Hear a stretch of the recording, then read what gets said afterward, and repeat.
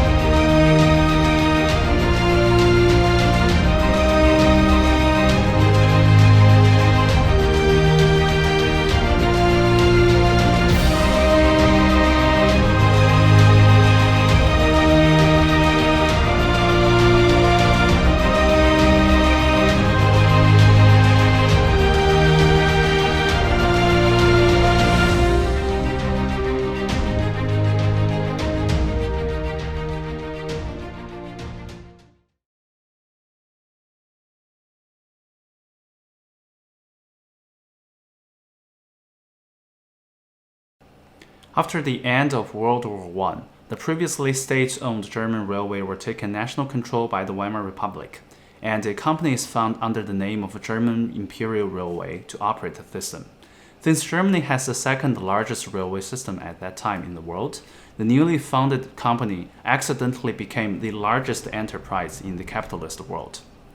But the most impressive fact about this company is not its size, but the fact, as quoted, that the Deutsche Reichsbahn was at the center of events in a period of great turmoil in German history. This statement is indeed very accurate because the creation of such a company has nothing to do with consolidating national power or developing economy as any similar project would serve. It is merely regarded as a way to earn profit and pay the war reparations according to the Treaty of Versailles. With Alsace-Lorraine taken back by France, and Ruhr occupied, Weimar Republic simply cannot afford the staggering 132 billion gold marks of reparation.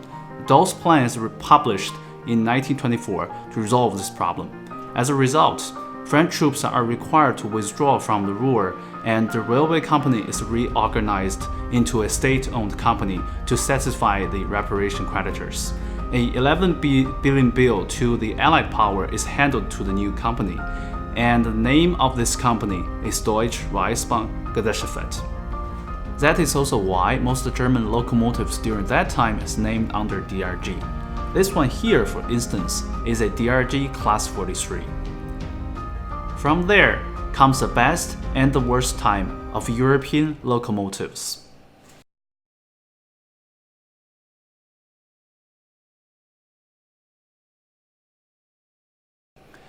If we look closer to almost all German industrial products produced between the two world wars, we can easily find the design pattern that a huge amount of efforts is taken to reduce the material consumption and simplify the production.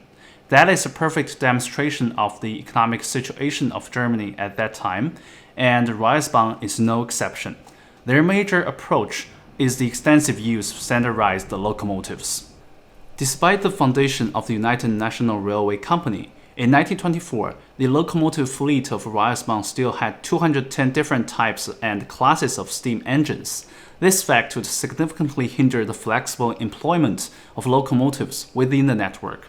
Servicing and maintenance was very costly as a result of the large number of different spare parts that had to be stocked and the extra time to train the technicians. Therefore, the actual number of operational locomotives in 1924 is very limited, despite the variety of different engines. To address this problem, a locomotive standard committee was assembled to discuss the possibility of designing new engines to apply standardization principles. Since the new standards of the railway system is still under discussion, Locomotive factories are required to continue the production of several proven designs that are suitable to use nationwide. These chosen models are Prussian P8, P10, G12, and T20. They were being produced until 1925 when newly designed standard locomotives began to roll in. The new standards are quite ambitious. Technical and economic factors as well as the improved axial load to 20 tons unplanned upgrade of main lines are applied. To increase the performance, the new design features a larger and longer boiler barrel and a lower bar frame, so that the heating area of the boiler could be expanded. The use of general individual components and systems such as the boiler, the carrying bogies on most locomotive classes will also save a lot of money and construction time. As for in their service, the cost of air and spare parts is also significantly reduced. Aside from the Unified National Railway Company, another important reason why Reichsbahn could deploy such a standardization strategy is the relatively easier terrain and shorter range required compared to America. Maybe one day we will have the chance to talk about the big boys on the new continent. Despite Reichsbahn's bold plan of modernizing their locomotive fleet, the actual production of standard locomotives is much smaller than expected. The annual procurement of DRG engines is actually 1/10 compared to 1914 to 1920. The delay of track upgrade and the Great Depression is the reason.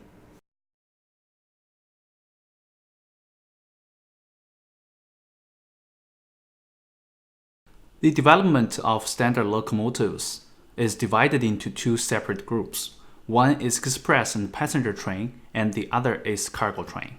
Though they share lots of general design and components, we can still distinguish them from each other by looking at the size of driving wheels. Passenger trains feature larger and fewer driving wheels to achieve higher operating speed, while cargo trains use smaller and more driving wheels to increase the load. Wheels arrangement is also usually different. The first two freshly designed standard locomotives are DRG Class 01 as a passenger engine and DRG Class 43 as a cargo engine. To practice the idea of standardization, they share many identical components. In fact, the most important parts of them, the big boilers, are exactly identical, including the two-cylinder driving configuration. The little guy here is an example of Class 43, and its operating number is 43020. And we can learn some design details of the huge locomotives from this little guy. Starting with the wheel configuration, the cargo engine has a 2-10-0 wheel configuration, 2 leading wheels at the front and 10 powered wheels in the middle and no trailing wheel at the back. This wheel configuration is very popular for German cargo trains. According to the new standards, the axial load of Class 43 is set to 20 tons and it has 2 cylinders to driving the wheels. They are located at the both sides of the front. With this driving system, the locomotive could achieve a maximum speed of 70 kilometers per hour. This speed is relatively small compared to its American counterparts and soon became a very deadly drawback of this model. Behind the cab is a T32 tender. For steam locomotives, tender are used to carry fuel and water. It is quite counterintuitive that a steam locomotive actually consumes much more water than fuel to operate. Therefore, the major volume of the tender is a water tank, and only the top section is actually for the coal. For this specific tender, it could contain 32 tons of water and 10 tons of coal. On paper, Class 43 isn't a powerful engine at all, but number 43013 was loaded with a train of 5,000 tons for testing purpose, and the loco handled the weight pretty well and set the load record of German cargo train, and it's still holding up to now. Compared to its more famous 3-cylinder brother, DRG Class 44, Class 43 is more economical to operate at low speed. But the need for higher cargo transport speed gave Class 44 an edge over Class 43. Therefore, only 35 examples of Class 43 were built, whereas the final number for Class 44 is 1,753.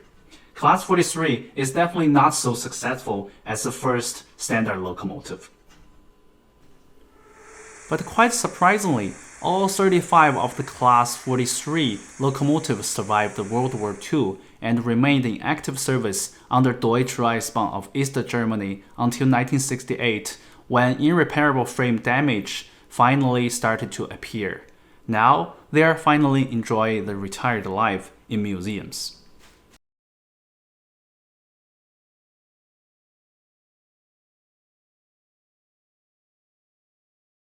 The creation of standard locomotives is a brilliant innovation for lowering the cost and simplified production. This approach helped the German economy recover from the war damage very fast. But as we all know, things started to change in the 1930s. With Nazis seized power, a systematic preparation for war was underway. The concept of war locomotives was generated at that time by the Reichsbahn. The cost and the materials saving strategy used for standard locomotives are perfect for mass production during wartime. Therefore, the concept of war locomotive is effectively an extreme version of standard steam locomotives. The service circumstances of wartime period are reflected in the design, whereas the use of scarce materials like copper is significantly reduced. Simpler and more general designs are also used to fit cheaper and faster manufacturing. The need to support military logistics is also in the consideration, so the ease of maintenance at limited conditions, the resistance to extreme weathers are highlighted. To achieve these demanding requirements, relatively high fuel consumption and short lifespan must be borne. The axial load is also significantly reduced. The most famous wartime locomotive is DRG Class 52. It is modified from the pre-war design of Class 50 by using fewer parts and less expensive materials. Several different manufacturers across Europe participated in the production of this model, and over 6,700 locomotives of this class were built during the war for the use on the Eastern Front. Prisoners from concentration camp and foreign are deployed as forced labor in the production of this class, and that marked the worst time of these engines. The massive Class 52 fleet formed the backbone of Nazi invasion on the Eastern Front, especially when we consider the fact that Nazi Germany is in a devastating shortage of petroleum during the entire World War II.